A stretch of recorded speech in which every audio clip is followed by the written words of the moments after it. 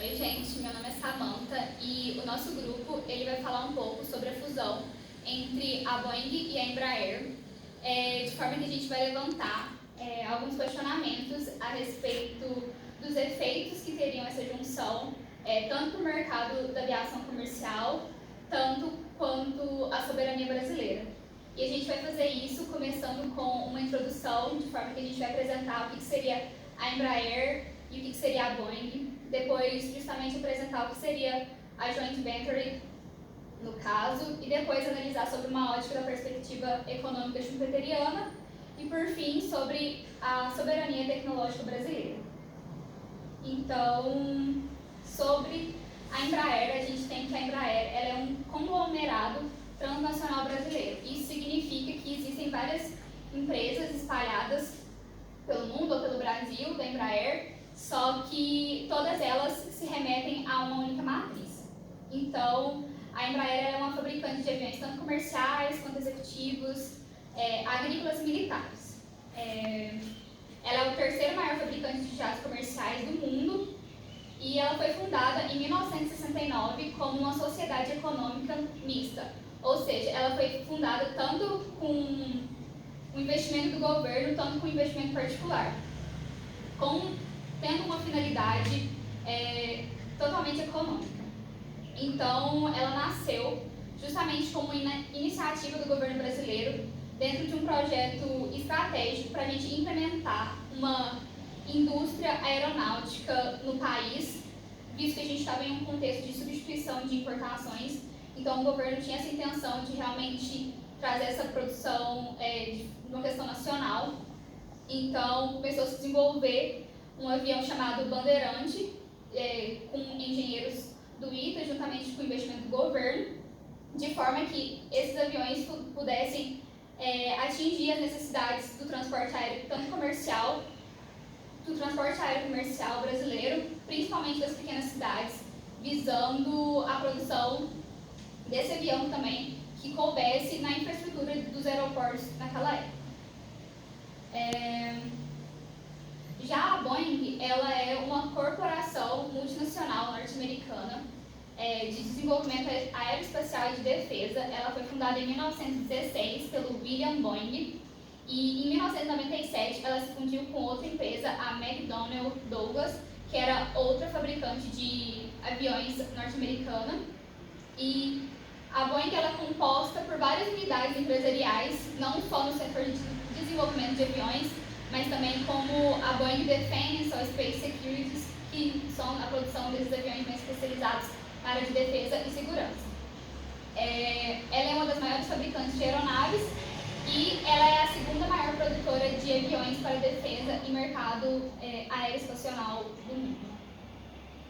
Bom, meu nome é Vitória e eu vou falar um pouco sobre o conceito de joint venture e também dar um panorama um pouco anterior à fusão da Embraer com a Boeing, do porquê aconteceu e essas coisas assim.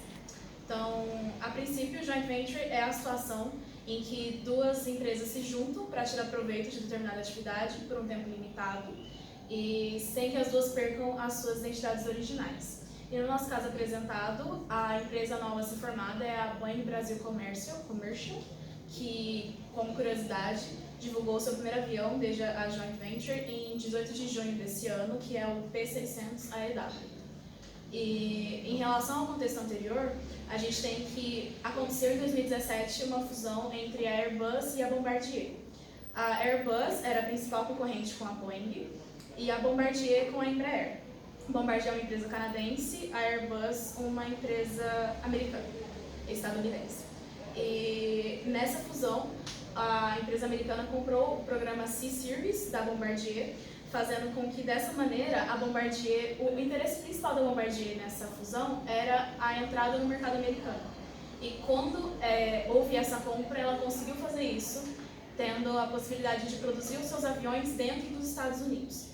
E isso levou a uma concorrência desleal, justamente porque, produzindo dentro dos Estados Unidos, a Bombardier não precisava mais pagar taxa de importação. Então, ela não precisava cobrar essa taxa de importação na venda dos seus aviões. E isso fez com que ela começasse a vender os seus aviões a um preço muito barato. O que levou, inclusive, a Embraer, na época, a ir conversar com a Organização Mundial do Comércio, reclamando dessa concorrência desleal. E na época que isso aconteceu também, houve opiniões de especialistas que diziam que provavelmente essa aliança entre a Boeing e a Embraer chegaria a acontecer em determinado momento, justamente por causa da concorrência desleal que surgiu depois da fusão da Airbus com a Bombardier. E também, com mais como curiosidade, em nível internacional, a gente tem que a China ela é um representante de um país que considera joint ventures uma coisa bem interessante para o mercado nacional. Quando empresas internacionais querem entrar no mercado chinês, é facilitada, as barreiras à entrada quase se tornam nulas se elas fizerem joint ventures com as empresas chinesas no mesmo ramo industrial.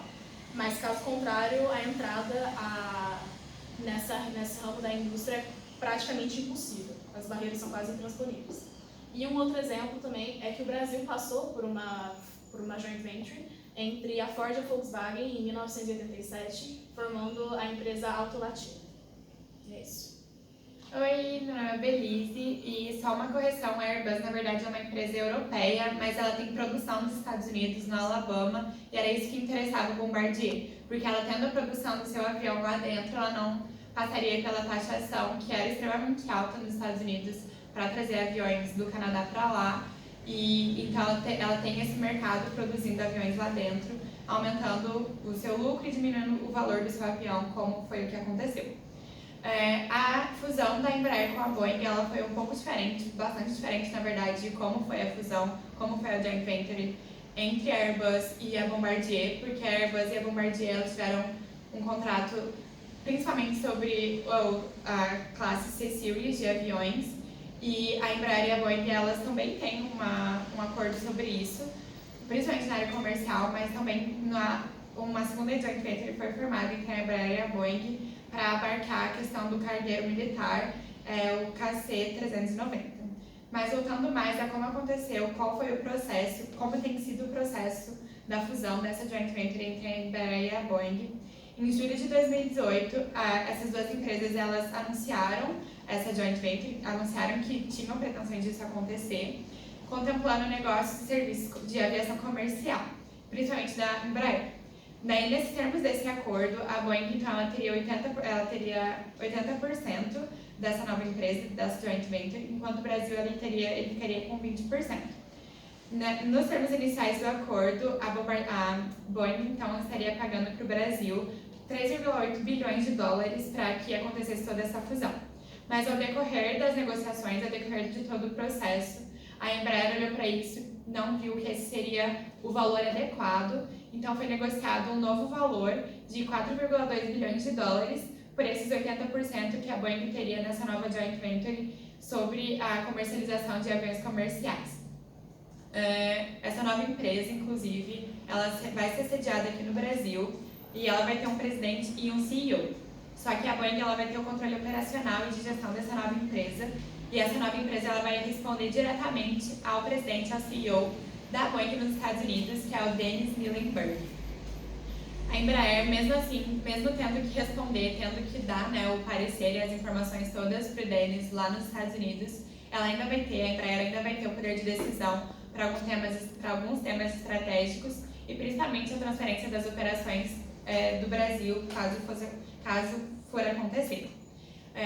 Como eu já citei, que aconteceu uma segunda joint venture, ela foi acertada para abarcar justamente a comercialização dos cargueiros militares do KC-390, e ela é um pouco diferente da primeira, na qual a Boeing tem 80%, dessa vez a Embraer ela vai ter supremacia, a Embraer ficou com 51%, enquanto os 48,9% restantes nessa segunda joint venture vão ficar com a Boeing. O processo todo de finalização dessa parceria, ela teve que passar por alguns votos, por algumas decisões, e uma delas foi a decisão do governo brasileiro. A Embraer, como a Sassá falou, ela foi de iniciativa do Estado, mas em 1990 ela foi privatizada. Mesmo assim, o governo brasileiro ele ficou com a chamada Golden Share, e essa Golden Share ela propõe que a União ela tem o direito de ela dá o direito ao governo de vetar decisões estratégicas da companhia, e claro que uma fusão desse tamanho pode ser enquadrada como uma decisão estratégica. Então era necessário que o governo brasileiro ele aprovasse essa questão, aprovasse a fusão para que ela acontecesse. O antigo presidente Michel Temer ele era fortemente contra isso, mas com a troca de governo e com um governo mais liberal, por assim dizer, o Bolsonaro ele deu o aval para que essa fusão passasse, para que essa aprovação fosse realmente concedida. Então, em janeiro desse ano, ele aprovou a fusão e ela segue em seu processo. Em fevereiro já aconteceu o segundo voto positivo para que isso acontecesse. Foi convocada uma assembleia entre os acionistas da Embraer em São José dos Campos, que é a sede da empresa, e mais de 90% dos acionistas que estavam na assembleia do Coro, que esteve lá, ou por internet, por termos acionistas estrangeiros, ou presencialmente, mais de 90% aprovaram essa decisão. Então, já tendo o voto brasileiro, que podia ter vetado, e já tendo majoritariamente os votos positivos dos acionistas da Embraer, a única coisa que resta agora para que a fusão ela seja completa, para que ela seja realmente acertada, é que ele passe pela análise e pela aprovação de órgão de defesa de concorrência. Ele vai ser necessário passar pelo CAD, que é o Conselho Administrativo de Defesa Econômica aqui do Brasil, então ele vai precisar passar por esse mesmo órgão dos Estados Unidos. E, além de tudo isso, ele também vai precisar passar pela análise de órgãos como esse na Europa, porque, como o próprio presidente da Embraer, o Paulo César de Souza e Silva, ele disse, o impacto que isso vai ter é global. Os negócios que essas empresas fazem são globais. Então, é preciso que, de uma maneira mais universal, isso seja aceito, isso seja concordado.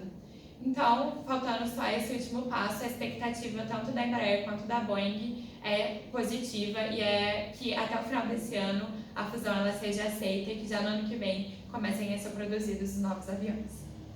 Bom, meu nome é Antônio e eu vou estar falando um pouquinho sobre como Schumpeter interpretaria essa joint venture e quais seriam os possíveis benefícios tecnológicos para ambas as empresas. Então, Schumpeter ele afirma que o impulso fundamental do capitalismo é a inovação tecnológica. Nesse sentido, no seu livro Capitalismo, Socialismo e Democracia, de 1961, ele cita que o impulso fundamental que põe e mantém em funcionamento a máquina capitalista procede dos novos bens de consumo, dos novos métodos de produção ou transporte, dos novos mercados e das novas formas de organização industrial criadas pela empresa capitalista. Nesse sentido, então, ele põe como um impulso fundamental do sistema capitalista a inovação, sendo ela muito importante, então, para o desenvolvimento dos países. Ainda sobre isso, Schumpeter, no seu livro, ele cita o conceito de destruição criativa. Destruição criativa se trata do fato de que, quando há o lançamento de uma nova inovação, aquele produto anterior, o serviço anterior, ou a mão de obra, a matéria-prima anterior, ou qualquer outra inovação que tivesse sido lançada anteriormente, é substituída por essa nova inovação. Esse é o processo de destruição criativa. E nesse sentido, esse processo de destruição criativa faz com que a economia seja composta por sobressaltos. Sempre que se acontece a destruição criativa, lança-se uma nova inovação, a empresa que lançou a inovação no mercado tem altos lucros. E esses altos lucros acabam por atrair novas empresas para o mercado, e quando essas empresas são atraídas para o mercado, elas acabam por fazer com que o lucro dentro daquele mercado diminua. Então, a entrada dessas empresas, diminuindo o lucro, acaba destruindo um possível monopólio que existiria ali. Dessa forma, o Schumpeter afirma que os monopólios eles não devem ser combatidos, que eles têm um viés positivo para a sociedade, já que eles são passageiros. O lucro monopolista ele não é duradouro, ele está associado somente ao lançamento de uma inovação, de um produto, por parte de alguma das empresas ou mercado. Sendo assim, ele também coloca a concorrência como muito mais do que apenas a concorrência de preços. A concorrência ela pode acontecer através de diferenciação de produtos, sendo produtos diferentes por conta de qualidade ou não, e também por conta das inovações, principalmente por conta das inovações. Então, segundo Schumpeter, as inovações são o ponto principal da concorrência entre as empresas e não os preços, conforme a teoria clássica afirma. Nesse sentido, quando a gente pensa a união da Embraer e da Boeing, então, a gente pode pensar um pouco sobre a competição monopolística, já que elas pode ser um exemplo dessa competição. Isso porque, como a Vitória citou, a Boeing estava ameaçada pelo fato de que a Airbus já tinha feito uma união com a Bombardier. E isso acabou destruindo o mercado para ela, acabou colocando ela em uma situação de perigo. E além disso, a Embraer também sofria o perigo de ser atacada pela concorrência aqui no Brasil e no exterior também. Por isso, a junção dessas duas tecnologias das empresas acaba por colocar elas num patamar mais elevado de produção tecnológica, de possibilidade de lançamento de novas inovações, de novos produtos, de descobrir novos processos, novos mercados. Então, como Schumpeter afirma que o impulso fundamental que mantém o funcionamento do capitalismo é a inovação através do lançamento de novos bens de consumo, de novos métodos de produção e transporte, novos mercados, novas formas de organização industrial criadas pela empresa, a gente pode afirmar que essa joint venture ela pode trazer novos mercados para ambas as empresas, pode facilitar com que elas consigam produzir novos produtos mais inovadores e com uma tecnologia mais incrementada e pode produzir uma descoberta de novos mercados para ambas as empresas. Então é isso sobre o Schumpeter. Meu nome é Heloísa e eu vou falar um pouco sobre como fica a questão da soberania tecnológica brasileira, especialmente de algumas críticas brasileiras que foram feitas a essa fusão, né, entre as duas empresas, considerando fatores como a sólida tradição da Embraer aqui no Brasil. E, para começar, eu queria colocar uma frase do Aldo Rebelo, que à época era ministro, né, de Tecnologia e Inovação no Brasil. E lá em 2015, ele vai falar sobre uma possibilidade de expansão da soberania brasileira através da indústria aeronáutica.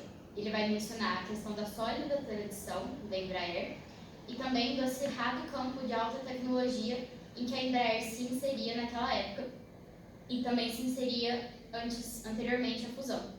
Então, como críticas ao acordo comercial entre a Boeing e a Embraer, a gente vai ter vozes como o Aldo Rebelo, que era o ministro de Ciência, Tecnologia e Inovação, especialmente o Sindicato dos Metalúrgicos de São José dos Campos, e também a opinião de Wagner Farias da Costa, que é do Instituto de Tecnologia de Aeronáutica e também aviador da Força Aérea Brasileira. E o que eles vão falar?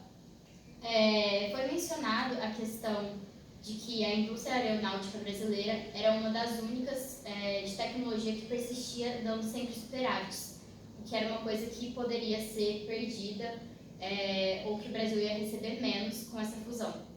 Também foi apontado para a questão do valor incalculável do conhecimento dos profissionais da empresa e o risco de perda dos 60 anos de evolução da Embraer. Essas foram as principais críticas do Aldo Rebelo a essa fusão. Em relação ao que o pesquisador Wagner Farias da Rocha opinou sobre a fusão, está especialmente ligado à questão de voos curtos e médios, que é a dominância da Embraer. Ela tem uma facilidade e um porte muito grande nessa área, uma dominância muito grande nessa área. A inserção ativa no mercado internacional, que a Embraer já tinha, e por ser uma das principais empresas, se não a maior, de estratégia e defesa no Brasil.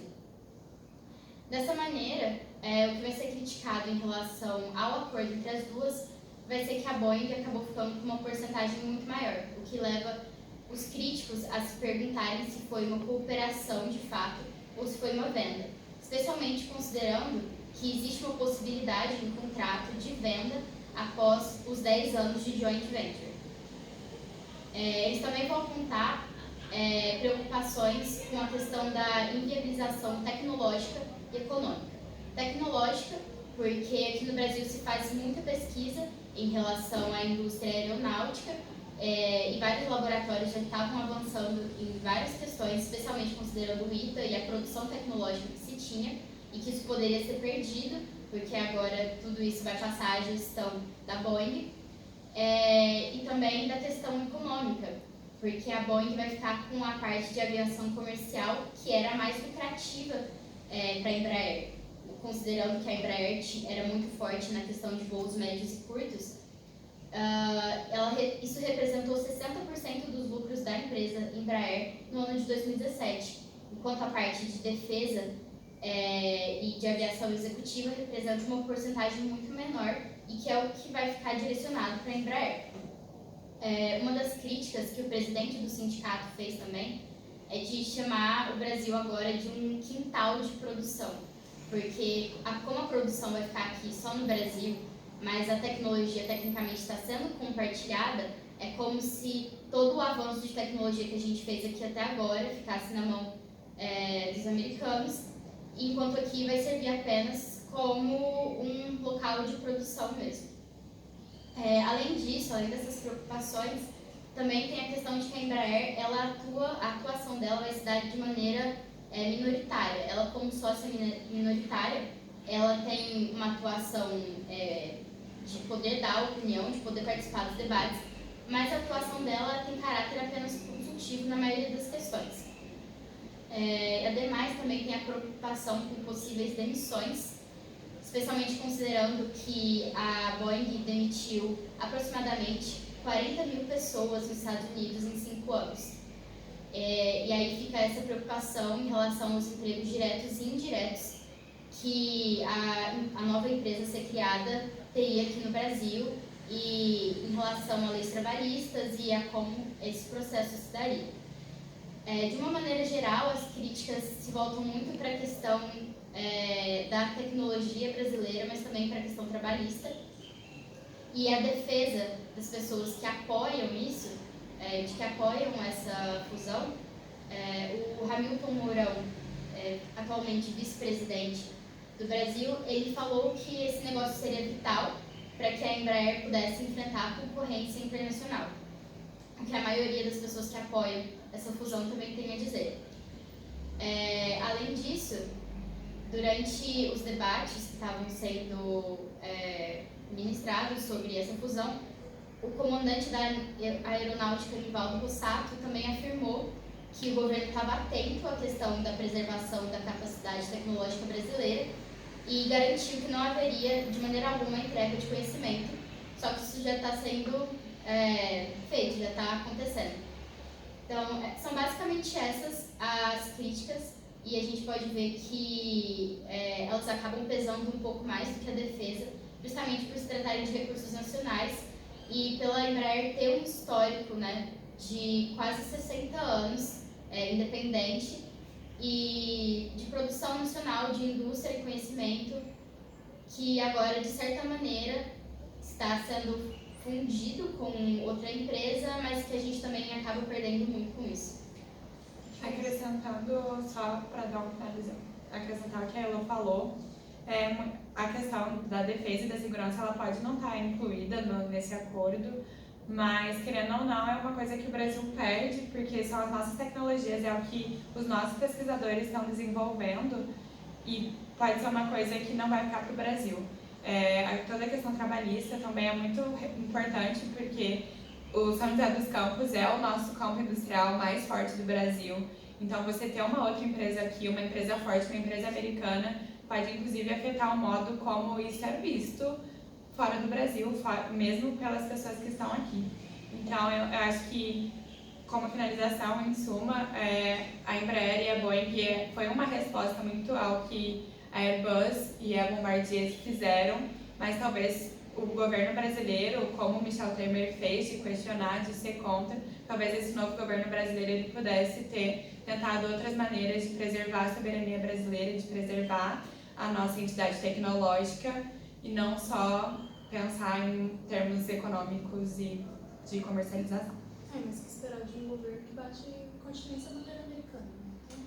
Isso inclusive foi uma das preposições levantadas no porquê o Jair Bolsonaro, mesmo sendo, de certa forma, nacionalista, ter aceitado um acordo que, gente, 80%, 20%, 80% para os Estados Unidos e 20% para o Brasil é uma disparidade muito grande. Especialmente podendo a empresa estadunidense Comprar comprar o- após 10 anos. E 10 anos, o que é 10 anos de lucro? 10 anos pra gente? Não, o que é 10 anos na história de um país? Sim. Então, essa também é uma das críticas e é uma das preposições que levou a acreditado porque o Jair Bolsonaro, tendo toda essa questão de Brasil acima de tudo, ainda aceitou, não vetou, né? Ele tinha a oportunidade de vetar, ele não vetou através do Golden Share, ele não fez isso. É muito também por causa do seu relacionamento com os Estados Unidos. Ele é nacionalista, né? É isso, gente. Muito obrigada.